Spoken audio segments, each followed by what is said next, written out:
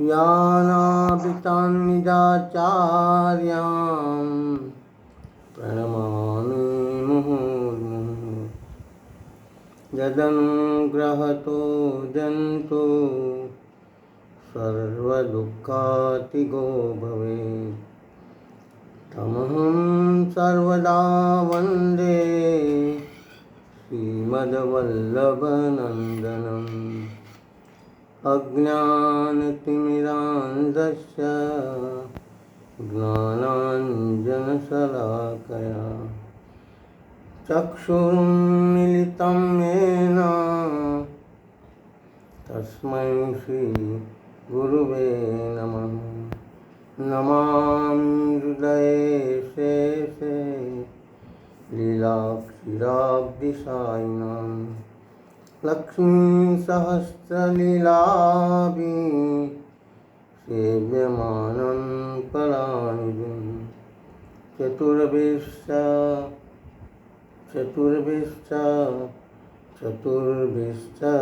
त्रिभिस्तथा षड्भिराजते योषो पञ्चधा हृदये मम।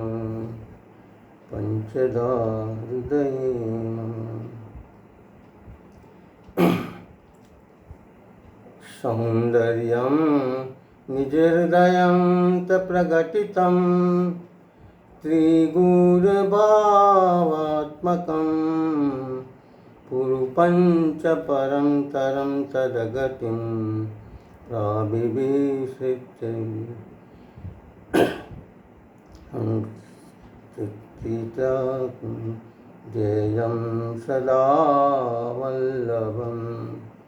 ध्येयं सदा वल्लभं नमो भगवते स्तुभ्यं वासुदेवाय धीमहि प्रद्युम्नानुदाय संकर्षणाय च कृष्णाय वासुदेवाय हरये परमात्मने प्रणतक्लेशनाशाय गोविन्दाय नमो नमः। कृष्णाय वासुदेवाय देवकीनन्द गोविन्दाय नमो नमः। श्रवणं कीर्तनं विष्णु स्मरणं पादसेवनम् अर्चनं वन्दनं दास्यं सख्यम् आत्मनिवेदनं। नाशतो विद्यते भावो न भावो विद्यते सतः उभयोरपि दृष्टित्वां तत्त्वदर्शिभिः। अशोचानां शोचस्व प्रज्ञावादं च भाषते गतासून नानुशोचन्ति पंडिताः। राधे कृष्ण राधे गोविंद राधे माधवा। राधे कृष्ण गोविंद गोविंद राधे माधवा। गोविंद राधे माधवा गोपाल राधे माधवा। गोविंद राधे माधवा गोपाल राधे माधवा। राधे कृष्ण गोविंद गोपाल राधे माधवा। राधे कृष्ण गोविंद गोपाल राधे माधवा। राधे कृष्ण गोविंद गोपाल राधे माधवा। राधे कृष्ण गोविंद गोपाल राधे माधवा। गोविंद राधे माधवा गोपाल राधे माधवा। गोविंद राधे माधवा गोपाल राधे माधवा। राधे कृष्ण गोविंद गोपाल राधे माधवा। राधे कृष्ण गोविंद गोपाल राधे माधवा। नमो भगवते तस्मै कृष्णाय अद्भुत कर्मणि रूप नाम विभेदेन जगत क्रीडति योजता।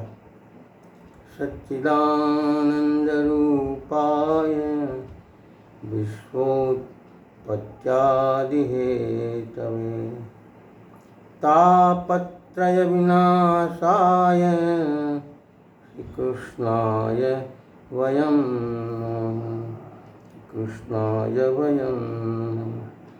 सर्वेने जय श्री कृष्ण।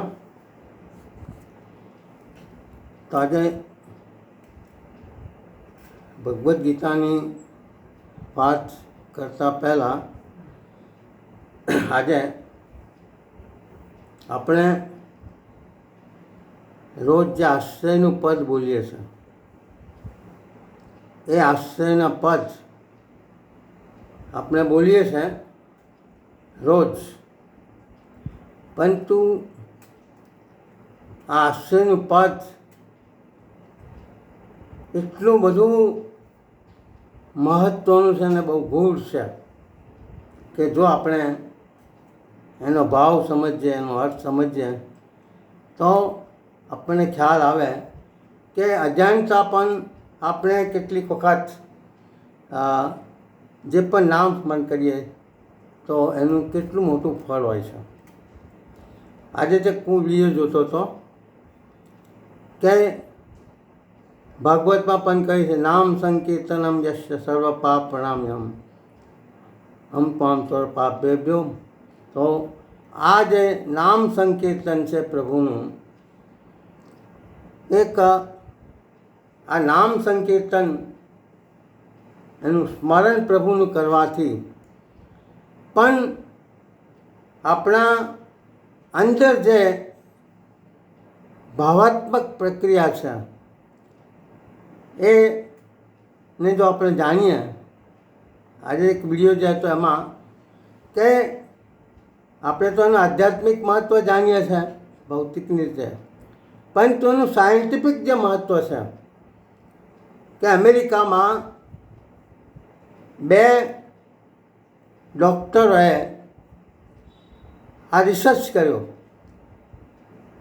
અમેરિકાની યુનિવર્સિટી ઓફ ફિલાડેલ્ફિયા અને પેન્સિલ્વેનિયામાં ડૉક્ટરે સાયકોન્યુરોમેટિક સોફ્ટવેર ડેવલપ કર્યું અને એમાં એમને કીધું, એમને જે એનો અભ્યાસ કર્યો, એનો અભ્યાસ એમાં એમને બાળકોનો કર્યો, ટીનેજર્સનો કર્યો, યુવા વર્ગનો કર્યો અને અબાઉ 60ના જે વ્યક્તિઓ હતા એ બધાનો સર્વે કર્યો.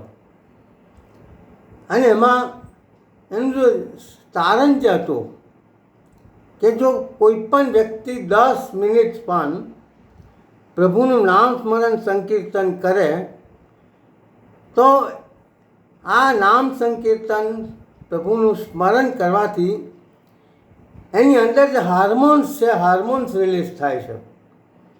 અને હાર્મોન્સ રિલીઝ થવાથી એને જે એમણે સર્વે કર્યામાં કે 25% એ તમારી જે મેમરી પાવર છે, યાદશક્તિ વધે છે. પ્રભુનું નામ સ્મરણ કરવાથી 20 થી 25% જેટલી તમારી યાદશક્તિ વધે છે.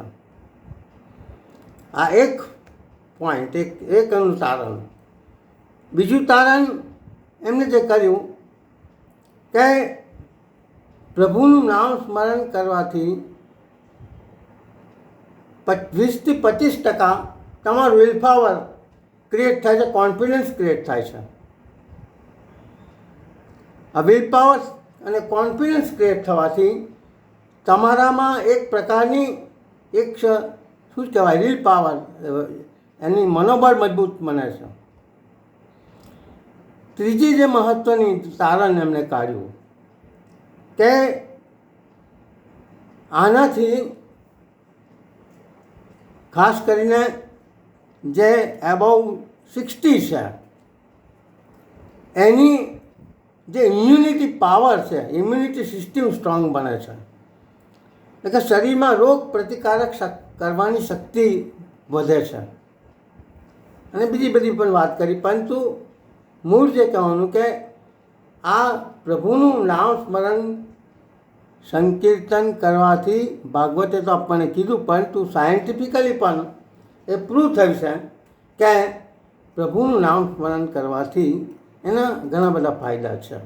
ખેર, તો એ રીતે આશ્રયનું પદ જે આપણે બોલીએ છીએ એ આશ્રયનું પદ જે છે એમાં તમે નહીં માનો કે એમાં આપણે આશ્રયનું પદ બોલવાથી જે આપણે વાત કરીએ છીએ તો એનાથી શું થાય છે? તો આશ્રયના પદનું જે સૂરદાસે ગાયું એનું જે ઇતિહાસ તો તમને ખબર છે કે સૂરદાસ જ્યારે પોતાના અંતિમ શ્વાસો લઈ રહ્યા હતા ચંદ્ર સરોવર પર, તો ગુસાઈજી એમની સન્મુખ હતા અને એ વખતે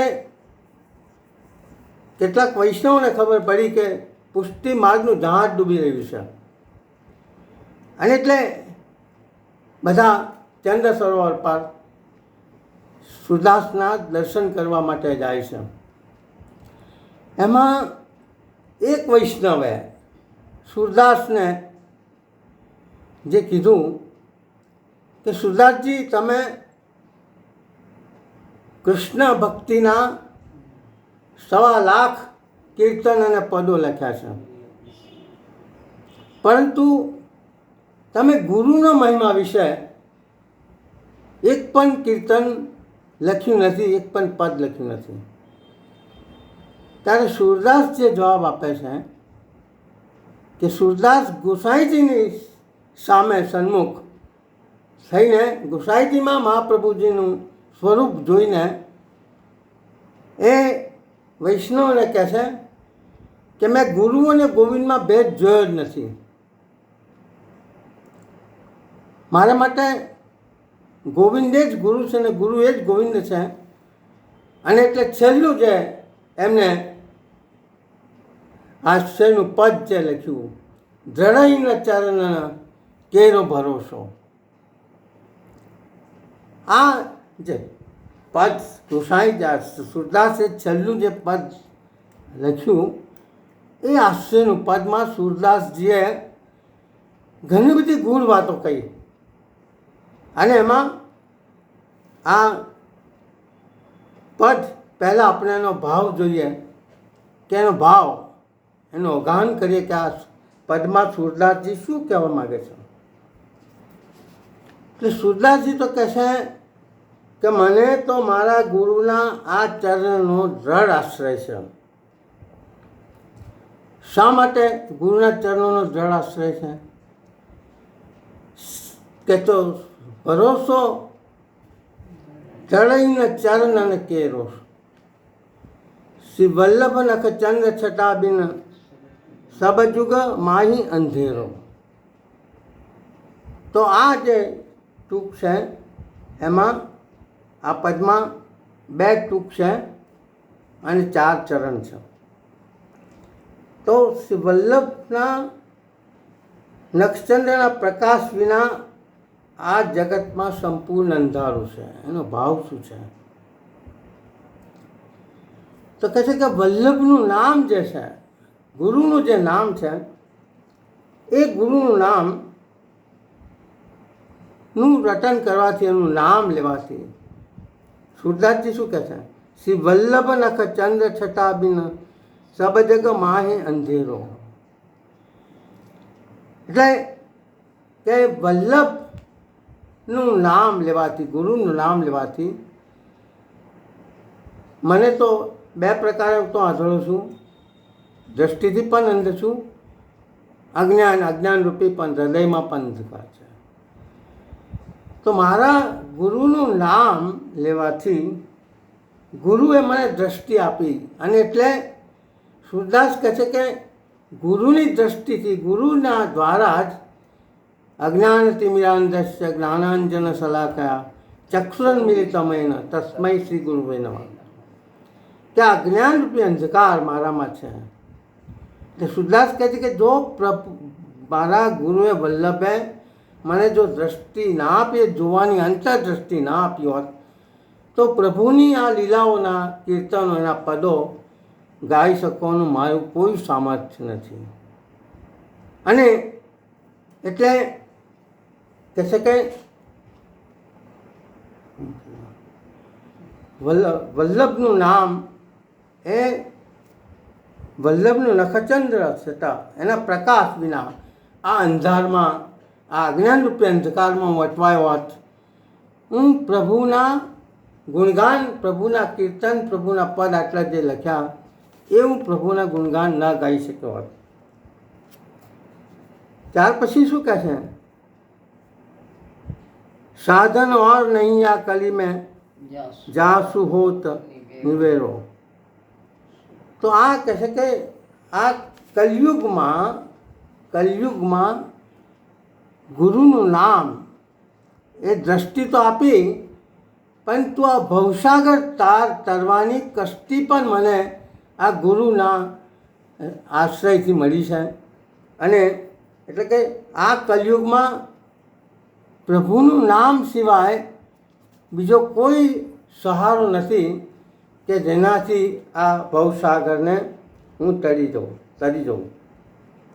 એટલે સૂરદાસ કહે છે અંતમાં કે હું તો બે રીતે અંધ છું, દ્રષ્ટિથી પણ અંધ છું અને જ્ઞાનથી પણ અંધ છું.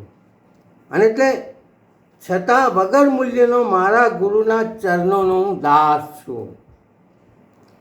અને એ રીતે આંધળો હોવા છતાં પણ દાસ હોય મારા ગુરુના ચરણોનો મને દ્રઢ વિશ્વાસ છે કે આ હું ભવસાગર, દુષ્કર ભવસાગરને તરી જઈશ. તો અહીંયા દાસ શબ્દ જે છે, સૂરદાસ એ દાસ, આ અષ્ટક સખાઓમાં છેલ્લો દાસ આવે છે.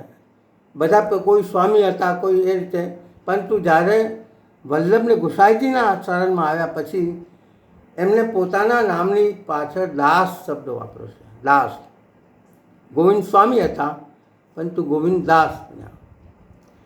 તો પરમાનંદજીએ 41 પદમાં આ દાસ શબ્દનું ગૌરવ સમજાવ્યું છે. દાસ કે स्वामी बनना सहज है, दास बनना दुर्लभ है. परमानदास शू कहते हैं कि स्वामी बनना तो सहज है पर दास बनना दुर्लभ है. दास भयो जब जानिए जब होई लो उनका दास. એટલે કે જ્યાં સુધી દાસપણું જે ના આવે ત્યાં સુધી જે આનંદ આવવો જોઈએ ભક્તિમાં પ્રભુની, એ આનંદ આવતો નથી. એટલે કે જે આનંદ દાસ શબ્દમાં છે એ જગદીશમાં પણ નથી, એ વાત કરે છે. એટલે કે દાસપણું એ સર્વોત્કૃષ્ટ છે, સર્વોત્તમ છે. જીવ ગમે તેટલા દોષોથી ભરેલો હોય તો પણ મહાપ્રભુજી એ કીધું, જ્યારે બ્રહ્મ સંબંધની વાત આવી ત્યારે પ્રભુએ એમને ગોકુળચંદ્રમાં જે મહાપ્રભુજીને વચન આપ્યું કે બ્રહ્મ સંબંધ દ્વારા જે મારા શરણમાં આવશે, જે આપનું શરણ લેશે, દાસ બનશે, એ ગમે તેટલા દોષોથી ભરેલો હશે છતાં પણ હું એના દોષો તરફ નહીં જોઉં. અને એટલે જે દાસ છે, દાસ ભાવ છે, એ દાસ બનીને એ નિર્દોષ બનશે. એના દોષોનું નિવારણ થશે એમાં, એ મારા શરણમાં આવવાથી, આપના બ્રહ્મસંબંધ લેવાથી. તો આ દાસ શબ્દનું મહત્વ, એટલે સૂરદાસજી અહીંયા જે કહે છે કે મારા ગુરુના ચરણમાં મને એટલો દ્રઢ વિશ્વાસ છે કે આ દુષ્કર ભવસાગરને પણ હું એમનો દાસ બનીને તરી જઈશ, એવો મને દ્રઢ વિશ્વાસ છે, શ્રદ્ધા છે. તો આ સૂરદાસના આશ્રય પદ જે છે એ આશ્રય પદનો ભાવ કંઈક આવો છે. પરંતુ આ આશ્રયનું પદ, એનો જે અંક ભાવ જોઈએ, જે હરિરાયજી મહાપ્રભુજીએ આ આશ્રયના પદ ને એના અક્ષરો, એના અંકથી જે સમજાવ્યું છે ને, એમાં આ આશ્રયનું પદ, એમાં કેટલું બધું એમાં ગૂઢ રહસ્ય છે, આપણને કેટલું બધું જાણવાનું મળે છે, કેટલા બધા ફાયદા છે. તમે આ કીર્તનના ધ્રુવપદ, એટલે જે છે દ્રઢઈના ચરણના કેરો ભરોસો, આ દ્રઢઈના ચરણ કેરો ભરોસો, એના આ 13 અક્ષર છે. કેટલા છે? 13 અક્ષર છે.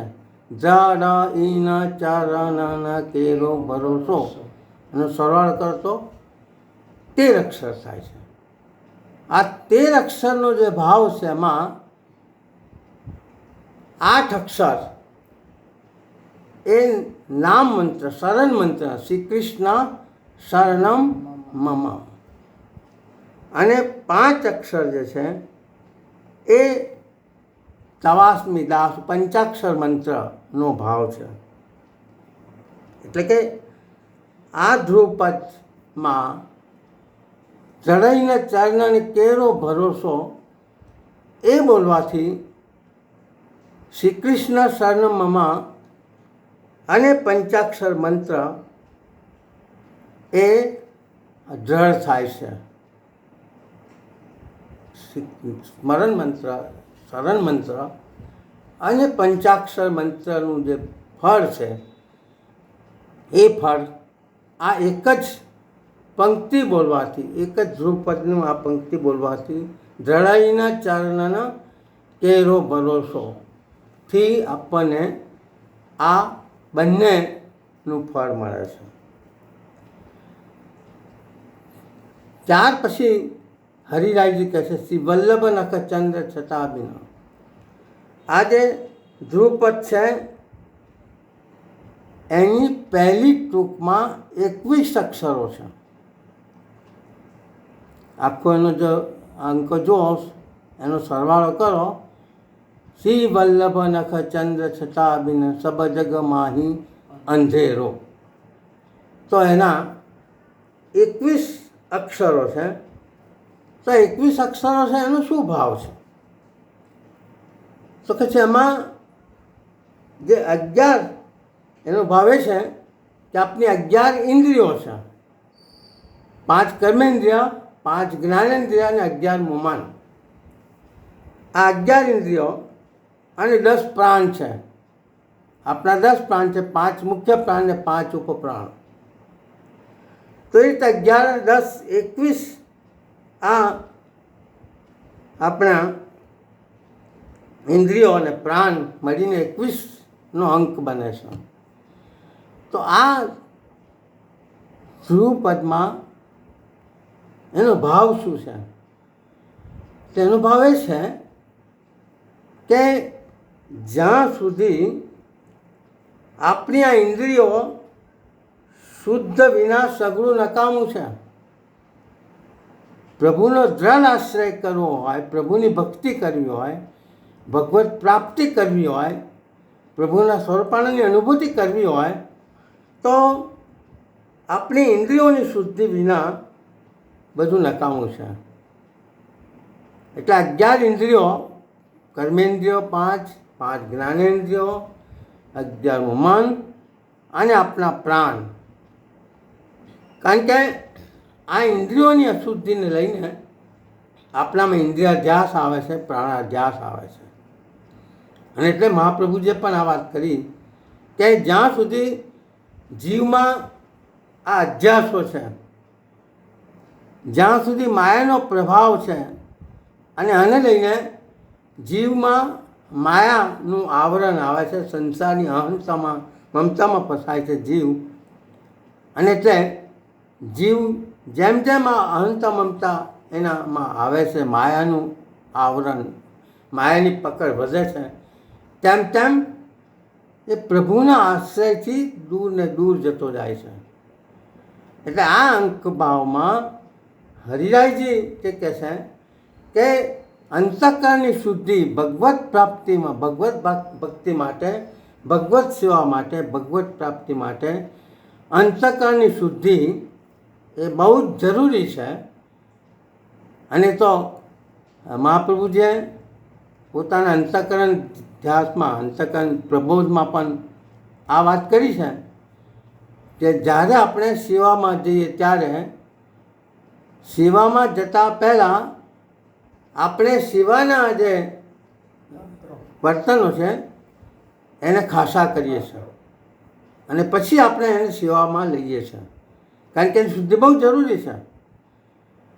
તો જે રીતે બાહ્ય શુદ્ધિ જરૂરી છે એ રીતે આપણે પણ પ્રભુની સેવામાં જઈએ છીએ, સ્નાન કરીને દેહ શુદ્ધિ કરીને જઈએ છીએ. પરંતુ દેહ શુદ્ધિની સાથે સાથે અંતર શુદ્ધિ, મનની શુદ્ધિ, અંતઃકરણની શુદ્ધિ પણ બહુ જરૂરી છે. અને એ જો ન હોય તો એ સિવાય આપણી સેવામાં આપણે જે સેવા કરવા માગીએ છીએ, આનો હેતુ જે છે એ હેતુ એ નકામો જાય છે. ને એટલે હરિરાયજી કહે છે કે વલ્લભનો દ્રઢ આશ્રય કરવાથી જ આ ઇન્દ્રિયોની શુદ્ધિ થાય છે. એટલે આ ટૂંકમાં આ અંકભાવમાં શ્રી વલ્લભ નખ ચંદ્ર છટાબિન સબ જગ માહી અંધેરો, એટલે કે વલ્લભના નક્ષચંદ્રનો આશ્રય લીધા સિવાય, આપણે અંતઃકરણની શુદ્ધિ સિવાય આપણે સેવામાં જઈએ તો એ સેવા આપણી ઔપચારિક ક્રિયાત્મક બને છે. પરંતુ વલ્લભનો દ્રઢ આશ્રય કરવાથી આપણને આપણી ઇન્દ્રિયો શુદ્ધ બને છે. અને એ શુદ્ધ ઇન્દ્રિયોથી આપણે સેવામાં જઈએ તો પ્રભુનું આશ્રય દ્રઢ બને છે, મજબૂત બને છે. એમ આ બીજી ટૂંક છે એનો ભાવ છે. ત્યાર પછી સાધન નહીં और नहीं या कली में सब जुग माहिन, તો આ જે ટૂંક છે એમાં નિસાધનતાનો ભાવ છે કે પુષ્ટિ માર્ગમાં નિસાધનતા અને દૈન્ય ભાવ એ ના હોય તો જીવમાં અહંકાર આવે. અને એટલે આ ટૂંકમાં 18 અક્ષર છે. આમાં 18 અક્ષર છે. આ 18 અક્ષર જે છે એનો ભાવ શું છે, એમાં શું કહેવા માગે છે? આ બોલવાથી સાધન નહીં और कली में जासु घेरो, તો આ જે છે કલયુગમાં વલ્લભના જળ આશ્રય સિવાય કોઈ સહાર નથી. કારણ કે વલ્લભનું નામ લેવાથી આ 18 અક્ષરોથી એનો ભાવ એ છે કે આનાથી આ ટૂંકનો ભાવ એ છે કે આ નામ લેવાથી ભાગવતના 18,000 શ્લોકનું જે ફળ છે એ 18,000 શ્લોકનું ફળ એ આ એકલા ટૂંકનું સ્મરણ કરવાથી થાય છે. એ રીતે ભગવદ્ ગીતાના 18 અધ્યાયો જે છે એ 18 અધ્યાયનો પાઠ કરવાથી જે ફળ મળે છે એ ફળ એ આ ટૂંકના નિત્ય સ્મરણથી આપણને મળે છે. એટલે કે ભાગવત અને ભગવદ્ ગીતાનું સ્મરણ કર્યાનું ફળ જે છે એ ફળ આપણને આ ટૂંકના સ્મરણથી, નિત્ય સ્મરણથી મળે છે. તો કેટલી ગજબની વાત છે કે ભાગવત કોઈ ન વાંચે કે ભગવદ્ ગીતા પણ ન વાંચે તો એના 18,000 શ્લોકનું જે ફળ છે અને ભગવદ્ ગીતાના 18 અધ્યાયનું જે ફળ છે એ આ વલ્લભનું આ આશ્રયનું પદ બોલવાથી, આ ત્રીજી ટૂંક બોલવાથી એ મળે છે. તો આ એનો ભાવ છે. ત્યાર પછી શું કહે, સુર કહા કહે દાંડરો બિના મોલ પોતે. તો આ જે ટૂંક છે એમાં 19 અક્ષર છે. આ 19 અક્ષર જે છે એ 19 અક્ષરનો જે ભાવ છે એ પણ બહુ સમજવા જેવો છે.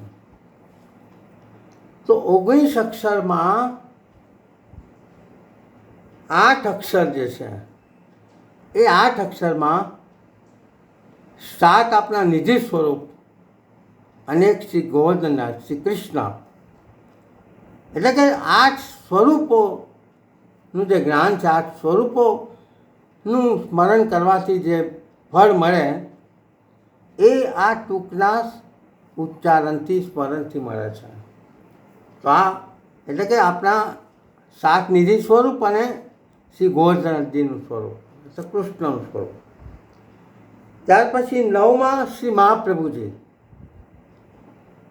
9માં શ્રી મહાપ્રભુજી, 10માં શ્રી ગોપીનાથજી, 11માં શ્રી ગુરુસાઈજી, 12માં શ્રી પુરુષોત્તમજી અને 13થી 18 અંકમાં શ્રી ગુસાઈજીના 7 લાલજી મળીને આ 19 અક્ષરોનું આપણે જો રટન કરીએ, એનું સ્મરણ કરીએ તો આ ટૂંકમાં સ્મરણથી પ્રભુની રાસલીલાથી માંડીને શ્રી કૃષ્ણ મહાપ્રભુજી અને એના 7 લાલજીનો ભાવ આપણા હૃદયમાં ઉત્પન્ન થાય છે.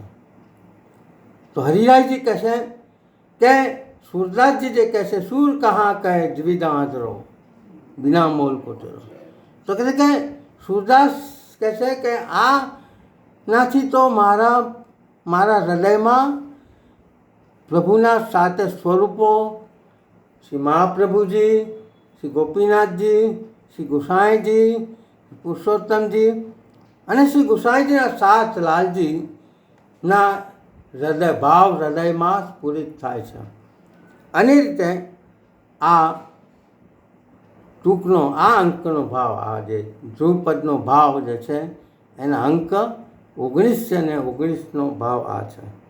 તો આ રીતે અંક ભાવથી શ્રી હરિરાયજી સમજાવે છે કે આ આશ્રયનું પદ છે એ આશ્રયના પદના 4 ચરણ છે. એને પૂછો તો 4 ચરણ છે. એનો ભાવે છે કે આ આશ્રયનું પદ બોલવાથી 4 વેદ અથવા 4 યુગની ભાવના છે. અને તેની 2 ટૂંક છે. એ 2 ટૂંકનો ભાવ એ છે, હરિરાયજી કહે છે કે આ આશ્રયનું પદ બોલવાથી આપણી અંદર 4 ભાવથી પ્રભુ પોતાનું કૃપાનું દાન કરે છે. સંયોગાત્મક અને વિપ્રયોગાત્મક.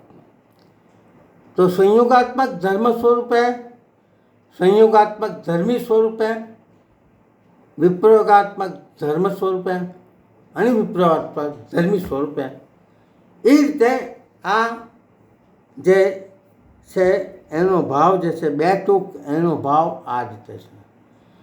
તો આશ્રયનું પદ જે સુરદાસજી પોતાના અંત સમયે એક ભાવ બતાવે છે, એનો ભાવ હરિરાયજીએ આ રીતે સમજાવવાનો પ્રયત્ન કર્યો છે કે પ્રભુ વલ્લભના આશ્રયનું પદ બોલવાથી આપણને તો ખબર નથી કે આ બોલવાથી આટલું બધું એ થાય, આપણે બધાને ખબર હશે, પરંતુ જો એનો ભાવ, અને એટલે હંમેશા પ્રભુનું નામ સંકીર્તન કરીએ કે કોઈ પણ ભાવ પદનું બોલીએ, ગાન કરીએ, ત્યારે એની પાછળ એટલું ક્રિયાત્મક બોલવાથી કે સ્મરણ કરવાથી નહીં, પરંતુ એની પાછળનો ભાવ શું છે એ ભાવ સમજવાથી આપણને એનો જે આનંદ મળે છે, આનંદ એનો હલેલો હોય છે. અને આ આશ્રયનું પદ બોલ્યા પછી જ્યારે આપણે સત્સંગમાંથી જઈએ ત્યારે હરિરાયજી કહે છે કે આ સત્સંગમાંથી વિરામ લીધા પછી, એ સત્સંગ એ અંત નથી, પરંતુ સત્સંગમાંથી જઈને આપણે હંમેશા આપણે જે સત્સંગમાં શ્રવણ કર્યું, જે કંઈ સાંભળ્યું, એનું સ્મરણ, મનન, ચિંતન અને આચરણ કરીએ તો આપણી ભક્તિ જળ બને છે અને ભગવાનની નજીક આપણે જઈ શકીએ છીએ. અને એટલે આ ચરણોનું મહત્ત્વ જે છે, એ ચરણનો દાસ જે કહે છે મહાપ્રભુજી સુરદાસ, જળઈને ચરણને કેરો ભરોસો. કારણ કે પ્રભુ 4 પ્રકારે ચરણ દ્વારા આપણા પર કૃપા કરે છે. તમને ખબર છે કયા 4 પ્રકારે? એક ચરણારવિંદથી. તો પ્રભુના ચરણારવિંદથી પ્રભુ કૃપા કરે છે. ચરણ રથથી પ્રભુ કૃપા કરે છે. ચરણો રથથી પ્રભુ કૃપા કરે છે. એ ચરણ સ્પર્શથી કૃપા કરે છે. તો જેનો જે ભાવ હોય, જેની જે યોગ્યતા હોય, જેની જે કૃપા હોય, એ રીતે ચરણનો આશ્રય કરવાથી પ્રભુની ભક્તિ વધે છે. અને ગોપી ગીતમાં પણ ગોપી જે કહે છે, પ્રણત કામરમ અને પ્રણત દેહિનામ પાપ કર્ષણમ, પ્રભુના ચરણો પાપનું કર્ષણ કરે છે. તો આ આખો જે ભાવ છે આશ્રય પદનો, એ આશ્રય પદનો ભાવ આ રીતે છે. અને એના આધારે મારા ભાવ એક પદમાં વ્યક્ત કરવાનો પ્રયત્ન કરું. શ્રી વલ્લભના ચરણમાં આ ચિત્ત મારું ચોંટજો, શ્રી વલ્લભના ચરણમાં આ ચિત્ત મારું ચોંટજો, આ ચિત્ત જો ભટકે તો એને સ્થિર તમે બનાવજો, શ્રી વલ્લભના ચરણમાં આ ચિત્ત મારું ચોંટજો, શ્રી વલ્લભના ચરણમાં. અટવાયેલો હું જીવ છું, શરણે તમારે આવ્યો છું, અટવાયેલો હું જીવ છું, શરણે તમારે આવ્યો છું, તર છોડશો નહીં મુજને, વિનંતી મારી સ્વીકારજો, શ્રી વલ્લભના ચરણમાં આ ચિત્ત મારું ચોંટજો, શ્રી વલ્લભના ચરણમાં. ફસાયેલો હું જીવ છું, સંસારની મોહમાયામાં, ફસાયેલો હું જીવ છું, સંસારની મોહમાયામાં, માયાના બંધનો તોડીને આસક્તિહીન બનાવજો, શ્રી વલ્લભના ચરણમાં આ ચિત્ત મારું ચોંટજો, શ્રી વલ્લભના ચરણમાં.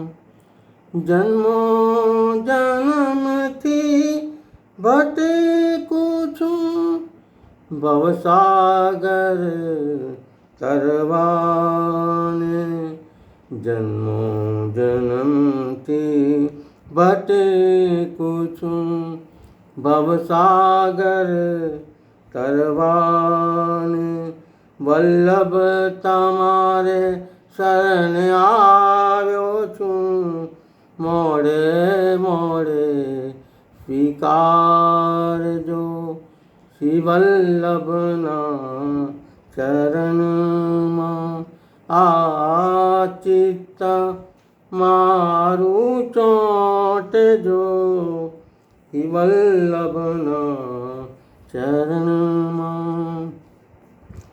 હું આપની સેવા કરું ને ચરણોમાં ચિતડું ધરું, હું આપની સેવા કરું ને ચરણોમાં ચિતડું ધરું, શ્રી વલ્લભ આદાસને ચરણોની રજ આપજો, શ્રી વલ્લભના ચરણમાં આ ચિત્ત મારું ચોંટજો, આ ચિત્તના ચોંટે તો એને સ્થિર તમે બનાવજો, શ્રી વલ્લભના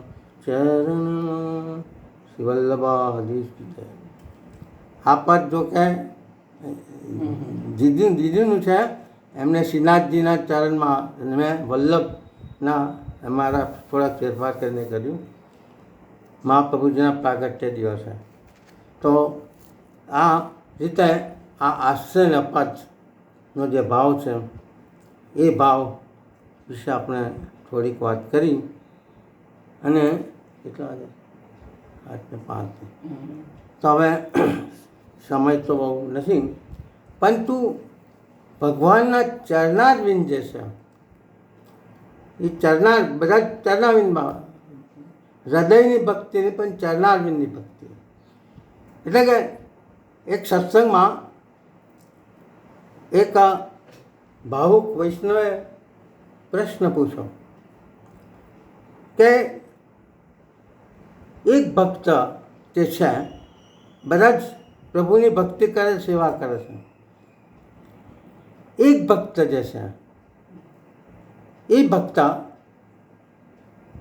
એ પ્રભુની સાથે વાતો કરે છે, પ્રભુ એની સાથે વાતો કરે છે. એક ભક્ત એવો છે કે જે પ્રભુના હાથ પકડીને પ્રભુને પોતાના હૃદય પર મૂકે છે. એક ભક્તના માથા પર પ્રભુ હાથ મૂકે છે. આ રીતે દરેક ભક્ત પોતાની રીતે પ્રભુની સાથેનો પોતાનો સંબંધ જે છે એ વ્યક્ત કરે. પરંતુ એક ભક્ત જે છે એ પ્રભુના ચરણ પકડે છે. તો આ બધા ભક્તોમાંથી પ્રભુને કયો ભક્ત ગમશે? ત્યારે આચાર્યએ જે જવાબ આપ્યો કે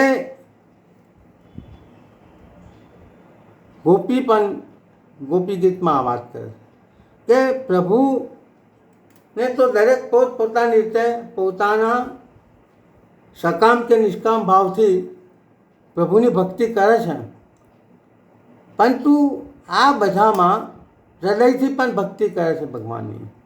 પરંતુ આ બધામાં જે ચરણની ભક્તિ કરે છે, ચરણ પકડે છે, પ્રભુના ચરણનો દાસ બને છે, એની જે સેવા છે એ પ્રભુ એ ભક્ત પ્રભુને પસંદ છે. અને પ્રભુના ચરણારવિંદની ભક્તિની પાછળનો ભાવ જે છે એનું કારણ શું? તો કે જે પ્રભુના ચરણનો આશ્રય લે. અને સુરદાસે પણ આ પદમાં કીધું કે જળઈને ચરણ કેરો કરો. તો આ ચરણનો આશ્રય લેવાનું કારણ શું? તો એની પાછળ કે પ્રભુના ચરણોમાં જે શક્તિ છે ને એ શક્તિ પ્રભુના બીજા કશા જ અંગમાં નથી. કારણ કે પ્રભુના ચરણોની હરિરાજ્ય ભાવના કરી છે કે શ્રીનાથજીના 2 ચરણ છે, એમાં જે દક્ષિણ ચરણ છે, જમણું ચરણ, એટલે પ્રભુના યુગલ ચરણમાં 16 ચિહ્નો છે પ્રતિકાત્મક. પ્રભુએ 16 ચિહ્નો દ્વારા પ્રભુની શક્તિ જે ધારણ કરી છે એ આ 16 ચિહ્નો દ્વારા આ પ્રતિકાત્મક રીતે હરિરાયજી કહે છે કે પ્રભુના આ ચરણોમાં જે જમણું ચરણ છે એમાં 9 ચિહ્નો છે. એની આપણે ચર્ચા તો નહીં કરે. પહેલું ચરણ જે છે એ ધ્વજનું ચિહ્ન છે. પ્રભુ ધ્વજ ધારણ કરે છે. તો ધ્વજનું ચિહ્ન જે શું સંકેત કરે છે કે આ દ્વારા પ્રભુ કહે છે કે શરણે આવેલા જીવોને પ્રભુ અભયદાન આપે છે. ધ્વજા એ વિજયનું પ્રતીક છે. એટલે જે પ્રભુના શરણમાં જાય છે એનો વિજય નિશ્ચિત છે. આ ભાવ છે. બીજું છે અંકુશનું ચિહ્ન પ્રભુ ધારણ કરે છે. તો અંકુશનું ચિહ્ન પ્રભુ ધારણ કરે છે એની પાછળનું શું ભાવ છે કે પ્રભુ કહે છે કે ભક્તના હાથી જેવા મન ને ચિત્તને પ્રભુ નાથે છે. જે રીતે અંકુશ એ હાથીનો જે અંકુશ છે, અંકુશથી હાથી કંટ્રોલમાં રહે છે. હાથી ગમે તેમ જતો હોય તો અંકુશથી હાથીને અંકુશિત કરી શકાય. એ રીતે કહે છે કે ભક્તનું મન જો ભટકે, ચિત્ત જો ભટકે તો ભગવાનના શરણે જવાથી કહે છે કે ભગવાન એના ચિત્તને અંકુશમાં કે નિયંત્રણમાં રહે છે. ત્રીજું ચિહ્ન છે કમળનું ચિહ્ન પ્રભુ ધારણ કરે છે. તો એની પાછળ પ્રભુ શું કહે છે કે ભક્તિરૂપી જલમાં રહેલા ભક્તનું હૃદય કમળ રૂપ છે. અને પ્રભુને કમળ બહુ ગમે છે. એ હૃદય કમળ પ્રભુ હંમેશા કમળ ધારણ કરે છે, કમળની માળા. અને યમુનાજી પણ. તો આ એટલે કે ભક્તનું જે કમળ જેવું હૃદય છે એ હૃદય પ્રભુના શરણમાં જવાથી એનું હૃદય પ્રભુના જેવું કોમળ બને છે. પછી ચોથું ચિહ્ન જે છે વજ્રનું નિશાન છે. તો આ વજ્રનું નિશાનમાં એ બતાવે છે કે શરણે આવેલા જીવને પાપને તેમજ દુઃખના પર્વતને પ્રભુ છેદી નાખે છે. તો વજ્ર શું કરે? વજ્રનું કામ છેદવાનું, પથ્થરને છેદે, લાકડાને છેદે. તો પ્રભુ કહે છે કે જે મારા શરણમાં આવે છે એ શરણમાં આવેલા જીવના બધા પાપ અને બધા દુઃખો જેવા પર્વતોનો હું એને છેદું છું, એનું છેદન કરું છું. ત્યાર પ્રભુ સ્વસ્તિકનું ચિહ્ન ધારણ કરે છે. તો સ્વસ્તિકનું ચિહ્ન ધારણ કરે છે એનું શું કારણ છે? સ્વસ્તિક એટલે શું છે કે મંગળનું પ્રતીક છે ને, કે શરણે આવેલા જીવના સર્વ અમંગળ પ્રભુ દૂર કરે છે. પ્રભુ સર્વ અમંગળ દૂર કરે છે અને પ્રભુ જીવનું કલ્યાણ કરે છે. પછી અષ્ટકોણ છે. પ્રભુના જમણા ચરણમાં અષ્ટકોણનું ચિહ્ન છે. તો આનો ભાવ શું છે? તો કે શરણે આવેલા જીવને પ્રભુ અષ્ટસિદ્ધિઓનું દાન કરે છે. અષ્ટસિદ્ધિઓનું દાન એ યમનાષ્ટકમાં આપણને ખબર છે કે યમુનાજીની સ્તુતિથી યમુનાજી જ અષ્ટસિદ્ધિનું દાન કરે છે. પ્રભુએ અષ્ટસિદ્ધિઓનું દાન યમુનાજીને કર્યું છે. એટલે પછી જવનું ચિહ્ન પ્રભુ ધારણ કરે છે. તો જવ એ ધાન્યનો રાજા છે. અને એટલે પ્રભુ કહે છે કે શરણે આવેલા જીવને ત્યાં કદી ધન્યનો અછત રહેતી, ખેંચ વર્તાતી નથી. એના ધનના અનાજના ભંડાર ભરેલા રહે છે. ત્યાર પછી આઠમું ચિહ્ન છે ઉર્ધ્વ રેખા. તો અહીંયા કહે છે પ્રભુ ઉર્ધ્વ રેખાનું જે ચિહ્ન ધારણ કરે છે એની પાછળનો ભાવ શું છે? તો કહે છે કે શરણે આવેલા જીવની સદા ઉર્ધ્વ ગતિ થાય છે. જે પ્રભુના શરણમાં જાય છે એની કદી અધોગતિ થતી નથી. એની ગતિ હંમેશા ઉર્ધ્વ જ હોય છે. અને કલશનું ચિહ્ન, તો પ્રભુ કલશના ચિહ્ન દ્વારા કહે છે કે પ્રભુના શરણે આવેલા જીવનું હૃદય સદા ભક્તિરૂપી રસથી ભરેલું રહેશે. એક કલશનું ચિહ્ન એ દ્વારા ભક્તનું હૃદય હંમેશા ભક્તિરૂપી જલથી ભરેલું રહેશે. તો આ રીતે આ 9 ચિહ્નો પ્રભુના જમણા ચરણમાં છે એનો ભાવ છે. અને પ્રભુના ડાબા ચરણમાં જે 7 ચિહ્નો છે એમાં એક છે ગોષ્ઠપદ. ગાયની ખરી પ્રભુ પોતાના ચરણમાં ધારણ કરે. ગાયની ખરી શું છે કે ગાયનું ચિહ્ન પ્રભુ જે કરે છે કે ગાય સ્વર્ગલોક, મૃત્યુલોક અને પાતાલોક એમાં ગાય એ હંમેશા પવિત્ર ગણાય છે. એટલે જે ભક્ત પ્રભુના શરણે આવે છે એને ગાયમાં સર્વ તીર્થ રહેલા છે. એટલે સર્વ તીર્થનું પુણ્ય પણ પ્રભુના શરણમાં જવાથી જીવને મળે છે. પછી જાંબુનું ચિહ્ન પ્રભુ ધારણ કરે છે. તો પ્રભુનું ચરણ કમળ જેમ અલૌકિક સંપત્તિને પ્રભુ આપે છે, તેમ લૌકિક સંપત્તિ પણ આપે છે. અને એટલે તે જણાવવા પ્રભુ જાંબુનું ચિહ્ન ધારણ કરે છે. એટલે પ્રભુનું ના શરણે જવાથી પ્રભુ જીવને લૌકિક અને અલૌકિક બંને સંપત્તિનું દાન કરે છે. ત્રીજું છે મત્સ્ય, માછલીનું ચિહ્ન પ્રભુ ધારણ કરે છે. તો શરણે આવેલા જીવનું મન જે માછલી જેવું છે, એ માછલી ચંચળ છે, પરંતુ પ્રભુના ચરણમાં જવાથી માછલી જેવું જીવનું જે મન છે ચંચળ, એને પ્રભુ ચંચળતાને સ્થિર કરે છે. અને એ રીતે પ્રભુ આ મત્સ્યનું ધારણ ચિહ્ન કરે છે. ચોથું ચિહ્ન છે ધનુષ્ય. ધનુષ્યનું ચિહ્ન પ્રભુ શા માટે ધારણ કરે છે? તો એ ચિહ્ન દ્વારા પ્રભુ એ સંકેત કરે છે કે ધનુષ્ય એ નમ્રતા અને કાળનું પ્રતીક છે.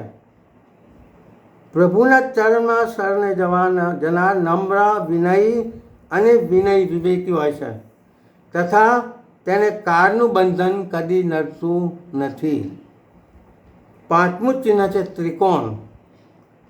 તો પ્રભુ આ ચિહ્ન ધારણ કરીને શું કહે છે કે શરણે આવેલા જીવના કામ, ક્રોધ અને લોભ દૂર કરી પ્રભુ તેના દોષોને દૂર કરી તેને શરણે લેશે. આ કામ, ક્રોધ, લોભ રૂપી જે દોષો છે જીવના, એ દોષોને પ્રભુ દૂર કરે છે. અને છઠ્ઠું છે અર્ધચંદ્ર. તો અર્ધચંદ્રનું ચિહ્ન પ્રભુ ધારણ કરે છે. એનું કારણ એ છે કે હરિના ચરણોમાં શિવજી પોતાના મસ્તક ઉપર ધારણ કરે છે. શિવજી પોતાના મસ્તક ઉપર અર્ધચંદ્રનું ધારણ કરે છે. તો પ્રભુએ પણ આ બતાવવા માટે કે પોતાના ચરણ કમળમાં ચંદ્રની રેખા ધારણ કરી છે. અને સાતમું ચિહ્ન છે આકાશ. તો પ્રભુ આકાશનું ચિહ્ન ધારણ કરીને એ બતાવે છે કે આકાશ જે રીતે સર્વવ્યાપી છે, સર્વત્ર છે, તેમ પ્રભુ પણ સર્વવ્યાપી છે, સર્વત્ર છે અને સર્વત્ર છે, સર્વનો આધારરૂપ છે. અને એ રીતે આકાશના ચિહ્ન દ્વારા પ્રભુ શરણે આવેલા જીવને સર્વાત્મ ભાવનું દાન કરે છે. તો આ રીતે પ્રભુના ચરણોનો આશ્રય કરવાથી, આશ્રયને પદમાં તો આપણે જોયું, પરંતુ આ રીતે પ્રભુના બે ચરણોમાં જે 16 ચિહ્નો પ્રભુ ધારણ કરે છે, એની પાછળનો ભાવ પણ આ છે, એમ હરિરાયજી કહે છે. તો આ સાથે સમય પણ થઈ ગયો. આપણે આપણા ચરણો પ્રભુના ચરણોમાં નિવેદિત કરી આપણે આશ્રયનું